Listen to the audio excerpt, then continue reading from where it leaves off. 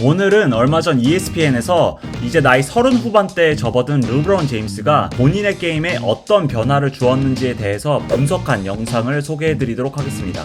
이런 영상 역시 번역을 해서 올리는 게 가장 좋겠지만 저작권 문제 때문에 그럴 수가 없으니까 예전 크리스 폴의 엘보우 점퍼 영상을 올렸을 때처럼 영상에 소개된 내용들을 최대한 그대로 거의 직역을 하다시피 하는 방법으로 한번 소개를 해드리도록 하겠습니다.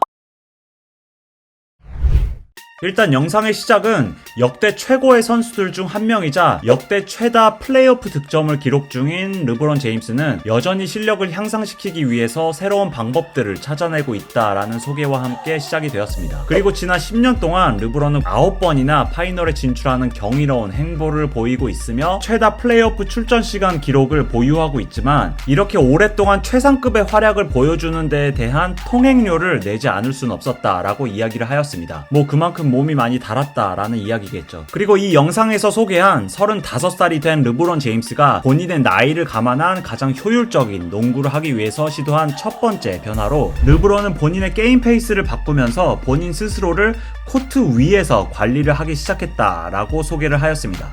요즘에는 선수들이 시합에 멋대로 빠지는 그런 로드 매니지먼트가 난무하는 상황인데 르브론은 시합에 빠지지 않고 시합에 출전을 하면서 코트 위에서 로드 매니지먼트를 하고 있다라고 설명을 하였습니다. 그리고 NBA와 프리미어 리그의 공식 시합 분석 업체인 세컨드 스펙트럼에 따르면 르브론 제임스는 지난 플레이오프에서 가장 느린 스피드를 기록한 선수라고 합니다. 하지만 그건 르브론이 더 이상 빠르게 뛸 수 없다라는 뜻이 아니라 다른 선수들에 비해서 빠른 움직임을 최소화했다라는 뜻이라고 설명을 했습니다. 조금 더 정확한 수치를 소개해드리자면 지난 플레이오프에서 르브론의 코트 위 평균 속도는 3.59마일이었다고 합니다. 그리고 그건 지난 플레이오프에 출전한 선수들 중 세 번째로 가장 느린 평균 속도라고 하며 르브론은 코트 위에서 77%가 넘는 시간을 느린 속도로 움직였다라고 분석을 하였습니다. 그리고 르브론보다 더 많은 시간을 느리게 움직이며 코트 위에서 뛰었던 선수들은 딱 3명, 제임스 하든, 앤소니 데이비스, 그리고 크리스 폴 뿐이었다라고 합니다. 그리고 이 선수들은 모두 코트 위에서 효율적인 플레이를 하기로 유명한 선수들이죠. 아무튼 다시 말하지만 이거는 절대 르브론이 더 이상 빠르게 뛸 수 없다라는 뜻이 아니라 코트 위에서의 움직임을 최소화시키기 위한 르브론의 선택이었다라는 점을 강조하였습니다. 그리고 그 결과 코트 위에서도 최대한 많은 휴식을 취하면서 에너지를 비축한 뒤 에너지를 폭발시켜야 할 때마다 이런 플레이들을 할 수 있게 된 거다라고 설명을 하였습니다.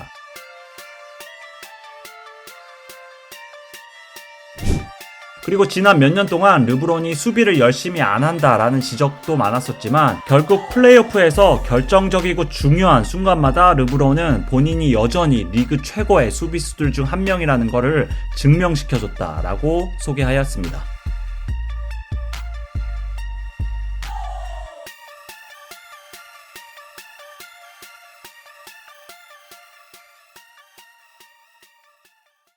그리고 이런 르브론 제임스의 효율성은 결국 그의 개인 기록에서 나타난다고 설명하였습니다. 특히 그의 두 가지 개인 스탯에서 그 변화가 뚜렷하게 나타나는데 하나는 그의 슛 셀렉션이었습니다. 좀 더 자세히 설명을 하자면 르브론은 어렸을 때에 비해서 이렇게 돌파해서 리만으로 파고드는 드라이브 다운 플레이가 줄어들었으며 3점 슛을 쏴서 득점을 하는 플레이가 훨씬 더 많아졌습니다. 지난 르브론의 커리어를 보자면 그가 3점을 쏴서 득점하는 플레이는 르브론의 득점 플레이들 중 22%에 지나지 않았다고 합니다.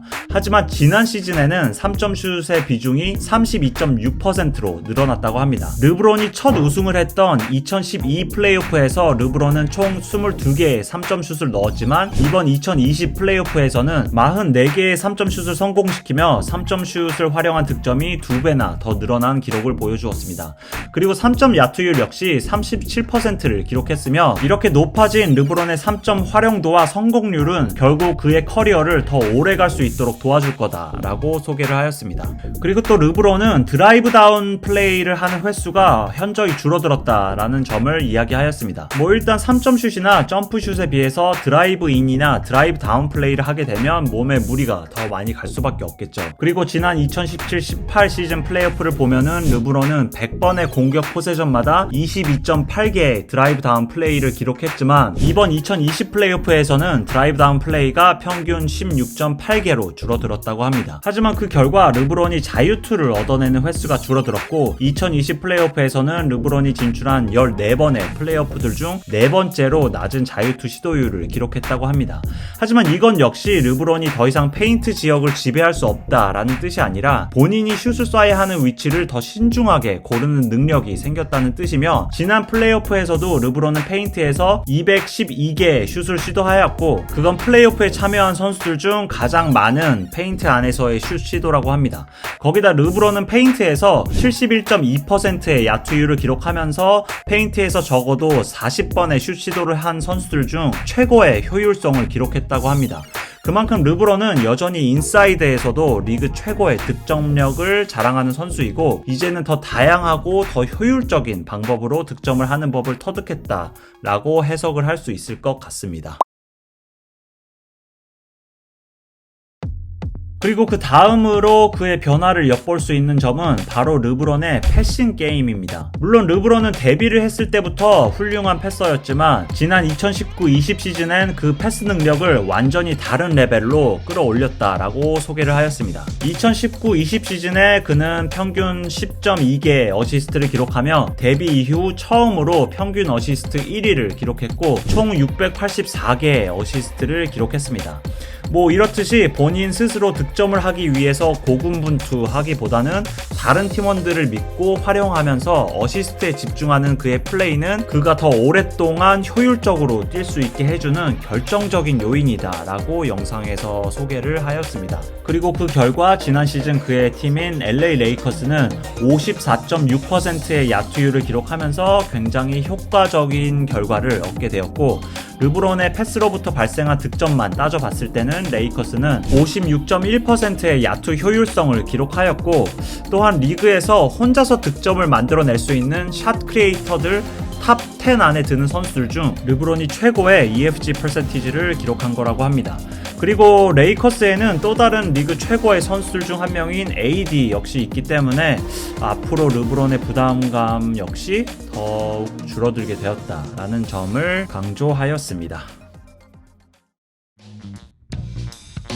르브론은 항상 농구를 굉장히 지능적이고 요령있게 하는 선수로 평가를 받았었지만 이제는 그 지능에 나이와 연륜까지 더해지면서 그의 농구 실력은 완성이 되었다라고 해석을 해도 될 것 같아요. 그리고 영상의 내용을 요약해보자면 르브론은 이제 슛을 언제 어떻게 더 효율적으로 쏴야 하는지를 터득을 했고 팀원들이 더 쉽고 확실한 득점을 할 수 있도록 패스를 해주며 거기다 이제 본인의 페이스마저 조절을 하면서 언제 어떻게 몸과 에너지를 효율적으로 활용을 해야 되는지를 터득했다 정도로 요약을 할 수 있을 것 같습니다. 그리고 그 결과 르브론은 33살의 나이에 NBA 왕좌의 자리를 되찾았고 리그 역사상 가장 많은 나이에 파이널스 MVP를 받은 선수로 기록이 되었습니다. 그리고 그 기록은 이번 시즌이나 다음 시즌에 르브론 본인이 또다시 갈아치울 수 있는 가능성 역시 계속 남아있다라고 소개를 하며 영상이 마무리되었습니다.